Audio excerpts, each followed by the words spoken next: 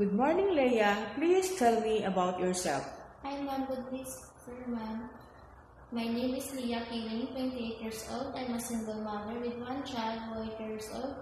I live with my mother. I'm college graduate in Hotel Restaurant Services. I have 3 brothers and 2 sisters. I'm a part of my family. I work here in the Philippines as housemaid 2 years with couple, one child who is 8 years old. I'm cooking, cleaning, take care of baby, washing, and ironing the clothes. If you get hired, who will take care of your son? My mother. Are you willing to take care of a newborn baby? Yes, ma'am. Are you willing to share room with the kids? Yes, ma'am. Are you prepared to follow employers' guidelines on discipline and creative development? Yes, ma'am. Will you be honest and faithful to your employers? Yes, ma'am.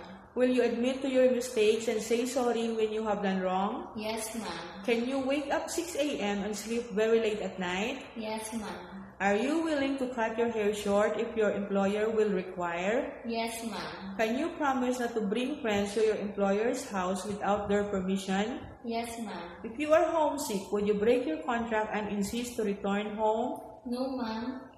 Do you accept no day off but to be paid instead by your employer? Yes, ma'am. Are you afraid of dogs or cats? No, ma'am. Can you sing a nursery song? Yes, ma'am. Please sing it. Rain, rain, go away, come again another day. Rain, rain, go away, let the children want to play. Do you know how to cook Chinese foods? No, ma'am, but I'm willing to learn how to cook Chinese food.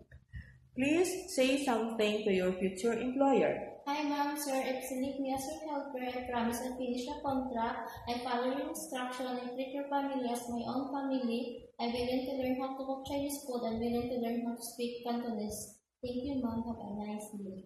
Thank you, Leia. That's all.